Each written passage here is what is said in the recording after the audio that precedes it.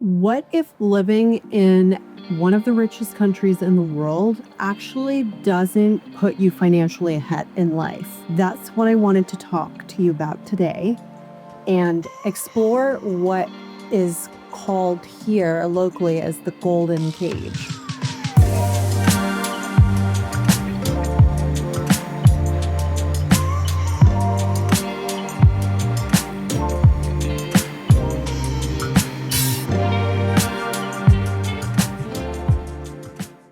In Switzerland, especially for expats, you get kind of trapped into a sort of lifestyle very easily. So a lot of expats that move here for very high-skilled, high-paid jobs. And so what often will happen is that they have salaries that are higher than they had back home. And then this can in turn contribute to the sort of lifestyle inflation where every time you start earning more, it doesn't translate into more savings or more investments. Every time you get a raise or every time your salary goes up, your spending does too. So maybe you move into a nicer apartment, maybe you get a very luxurious gym membership to reward yourself for getting there and all the hard work that got you there. So it's so easy to start spending more and more money. And I've seen this time and time again in many workplaces over here. Just as an example, I was working on a project with lots of different lawyers, and a lot of people there would all of a sudden buy Rolexes, and there was one girl that bought a Porsche SUV, and these are career starters. They're not 50-year-olds with huge savings and huge investment brokerage accounts under their belt where it's financially sensible to spend in that way. So there's kind of a culture, I feel, in Switzerland where you have to kind of show that you can afford something. And yeah, you have to drive a nice car. And when you walk down in Zurich, Bahnhofstrasse, which is the street with all the fancy shopping, you have to look a certain way, and everyone has to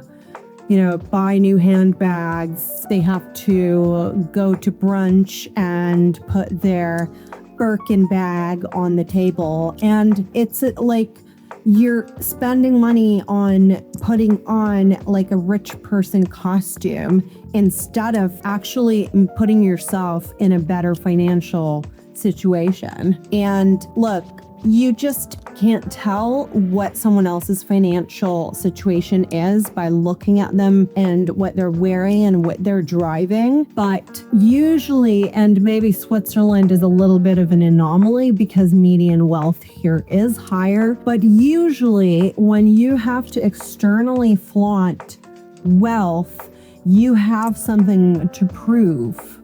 The example that everyone loves to use is Warren Buffett and people like that. They could not care less about having these status symbol wealth markers. And all of this is to say that in Switzerland, even though you have a pretty high savings rate if you compare it to, let's say, the United States, which is a very high consumption society, and the savings rate is around 4%. So basically, people live completely hand to mouth, and they live paycheck to paycheck, and they spend absolutely everything they earn. In Switzerland, it is higher than that. It is just shy of 20%. But when you compare the savings rate to countries like China and India, that's when you start to wonder about this lifestyle creep. Because if you look at the median income in China and median income in Switzerland, then you start to see that actually people here also have a pretty low savings rate in comparison to China, where the salaries are lower and they still end up saving more. Now, in Switzerland, you have more of a safety net. So you have a pension system that you can rely on. I'm not going to go in depth about China and the pension system there because I don't have enough information. But Switzerland, it does have a high safety net. So you have a state pension.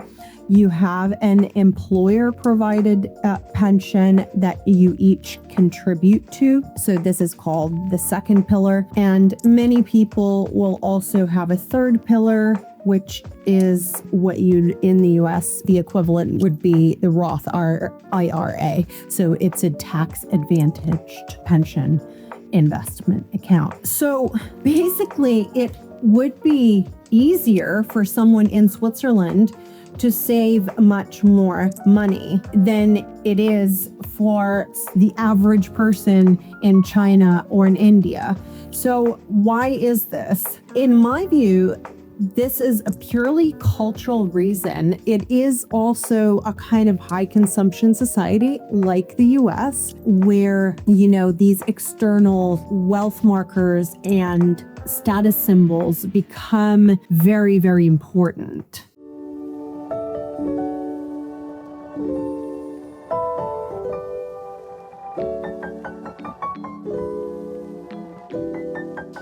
So then, if we think about why this actually is that it's so easy for us to succumb to this sort of lifestyle creep, one of the reasons is actually evolutionary. So in 99% of human history, we as humans lived under extreme scarcity, and we developed a sort of reward system that through dopamine rewards immediate gratification. There was no survival need for this sort of long-term thinking. Obviously, modern life is very different, and it's kind of flipped because now usually immediate gratification puts you off in a worse situation and vice versa. So making a long-term plan often sets you up better. And this is all to say also that it's not like a personal failing to succumb to something like lifestyle inflation and not having a long-term financial strategy, because it's sort of natural. But it is possible to overcome it by recognizing that this is our natural tendency. And once you recognize that, you're able to kind of start thinking about the triggers, especially social triggers. So I'm not saying you should, swap out your entire friend circle, but if you hang around other people that like to consume a lot of things that's not, in line with your financial goals, maybe you want to change what you do with them. Maybe you want to meet them for a walk instead of going to some super expensive fancy brunch. So there's millions of ways, but the first step to be on the path towards having a good financial strategy is to sort of recognize how easy it is to succumb to this sort of thing. And I find this especially important to think about in relation to home ownership, because that's something I'm interested in talking about also on this channel, because I would argue that basically everyone in Switzerland is in a position to buy a home here if they want to. I'm not saying that everyone necessarily should. Maybe, there are other things that you want to invest your money in, but I think it is possible for everyone that lives here because of the salaries being so high. So it's more so about having that long-term plan and understanding the different milestones along the way that you have to meet in order to get there. So I'd love to hear from you in the comments. Maybe you want to tell me, about how savings rates are in your country, wherever you're watching from, because I'm really curious about this and especially about the factors driving them. So with that, I guess we'll end here. And I hope you enjoyed. See you next time. Bye.